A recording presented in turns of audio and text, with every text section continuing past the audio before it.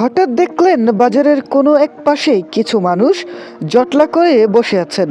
সামনে সাদা পর্দায় চলছে একটি ভিডিও, আর তা মনোযোগ দিয়ে দেখছেন শিশু থেকে শুরু করে বয়স্করাও। স্বাভাবিকভাবেই প্রশ্ন জাগে, তারা কি দেখছেন? তাদের কাছ থেকে খোঁজ নিয়ে জানা যায়, তারা দেখছেন গ্রাম আদালত সম্পর্কে সচেতনামূলক একটি ভিডিও। গ্রামে বসবাসরত অধিকাংশ মানুষই জানে না গ্রাম আদালত কি। তাই গ্রাম পর্যায়ে ন্যায় বিচার কিভাবে সহজ ও স্বল্প ব্যয়ে পাওয়া যায়, সেই বার্তাই তুলে ধরা হচ্ছে এই ভিডিও প্রদর্শনীর মাধ্যমে। দেশের 61টি জেলায় গ্রাম আদালত সম্পর্কে মানুষকে সচেতন করতে শুরু হয়েছে তৃতীয় পর্যায়ের কার্যক্রম। এরই ধারাবাহিকতায় শরীয়তপুর জেলাতেও বাজার, জনসমাগম স্থল ও ইউনিয়ন পর্যায়ে চালানো হচ্ছে ভিডিও ভিত্তিক প্রচারণা। প্রজেক্টরের পর্দায় দেখানো হচ্ছে গ্রাম আদালতে মামলা করার পদ্ধতি, এর এখতিয়ার, দ্রুত বিচার প্রক্রিয়া এবং সাধারণ মানুষের জন্য এর সুবিধাগুলো।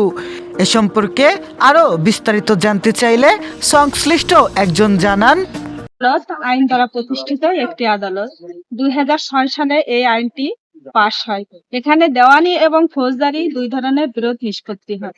এখানে 1 থেকে 3 লক্ষ টাকা পর্যন্ত যে দেওয়ানি এবং ফৌজদারি বিরোধ আছে তা ইউনিয়ন পরিষদের সাথে মীমাংসা হয়।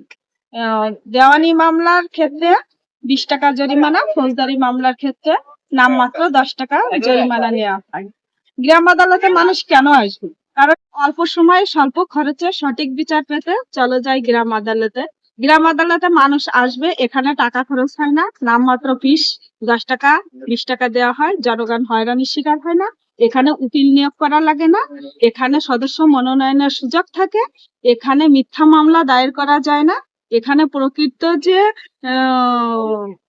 বিরোধটা সেটাই এখানে সত্যতা উন্মোচন করা হয়।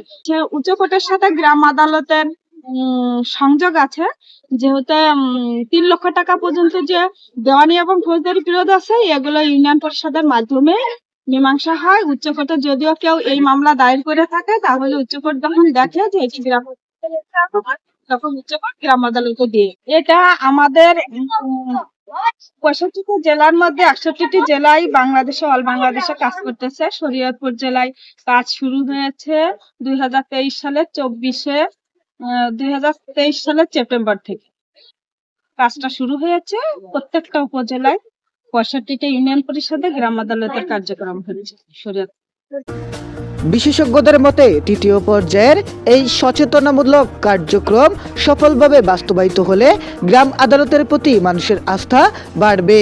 এছাড়া গ্রাম পর্যায়ে ন্যায় বিচার নিশ্চিত করার পাশাপাশি উচ্চ আদালতের উপরও চাপ কমবে।